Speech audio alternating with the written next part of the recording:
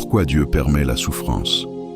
Il y a des questions qui déchirent le cœur, des pourquoi qui restent sans réponse. Pourquoi Dieu permet-il la souffrance? Pourquoi le mal existe-t-il si Dieu est bon? Pourquoi certains perdent tout alors qu'ils prient chaque jour?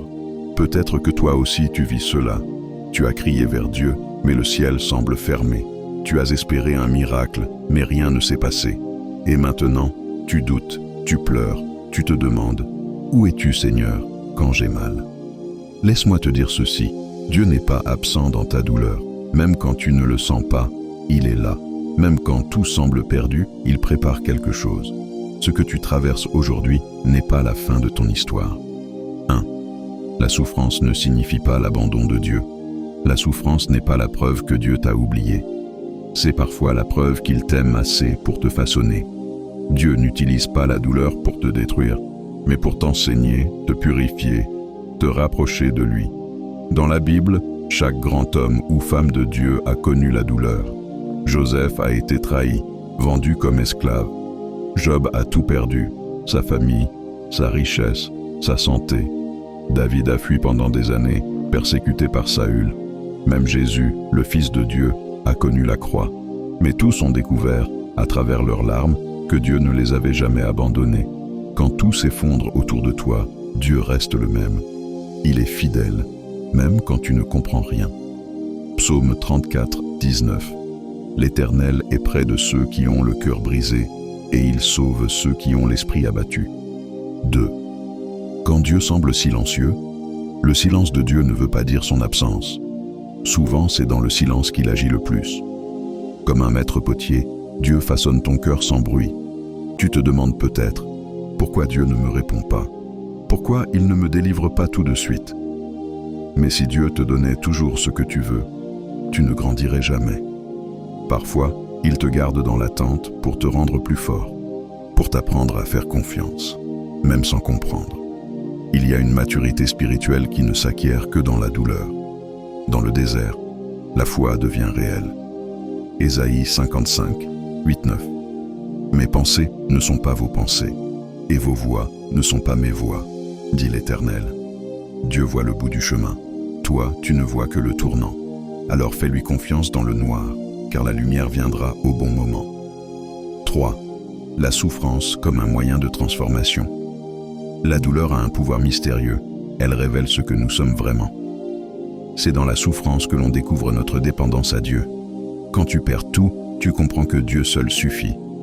Peut-être que la souffrance t'a dépouillé de tout, tes projets, tes amis, ton espoir. Mais elle t'a aussi donné quelque chose de précieux, une foi authentique. La souffrance ne vient pas pour te punir, elle vient souvent pour t'élever. Dieu enlève parfois ce que tu veux, pour te donner ce dont tu as réellement besoin.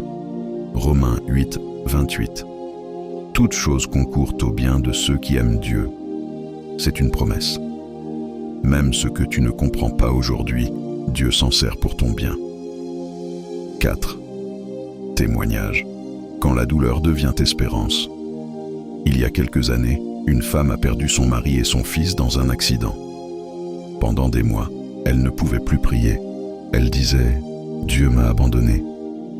Mais un jour, au milieu de ses larmes, elle a senti une paix qu'elle ne comprenait pas.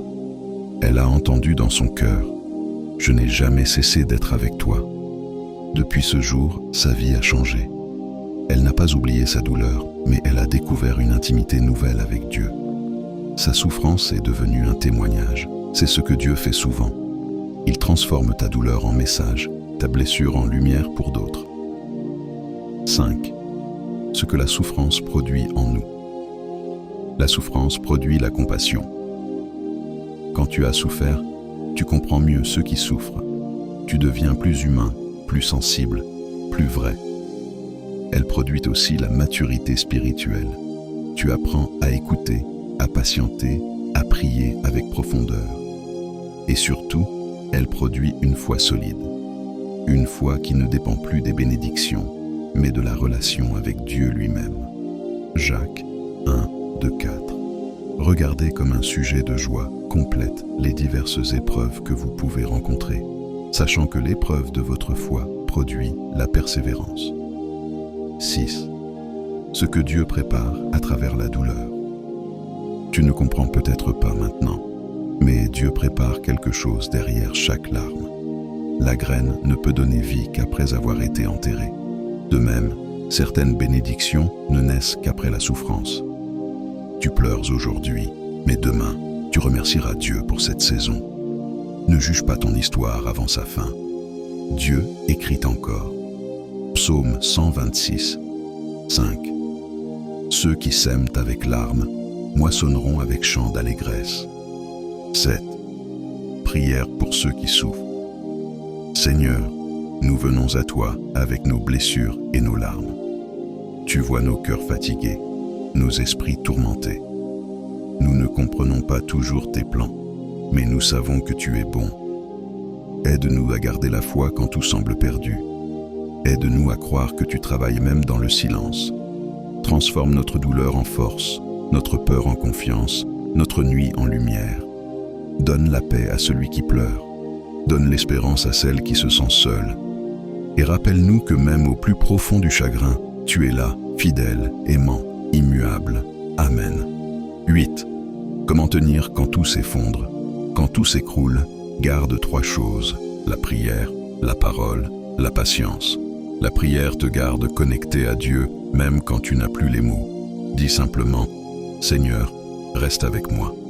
La parole de Dieu te rappelle ses promesses. Lis les psaumes, médite sur son amour. La patience te protège du désespoir. Ce que Dieu prépare prend du temps, mais il n'est jamais en retard. Ne cherche pas à comprendre tout de suite. Cherche à faire confiance. 9. Quand la souffrance devient gloire. Regarde la vie de Jésus.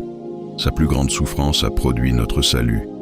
Ce qui semblait être la fin a été le commencement de tout. De même, ce que tu vis aujourd'hui peut devenir un témoignage puissant.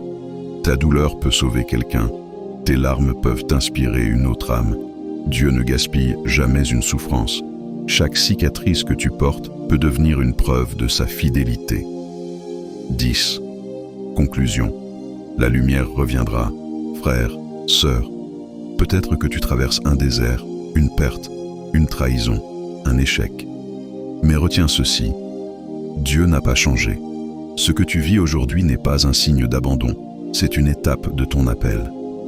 Dieu t'aime trop pour te laisser au même niveau. Il utilise la douleur pour te préparer à la destinée.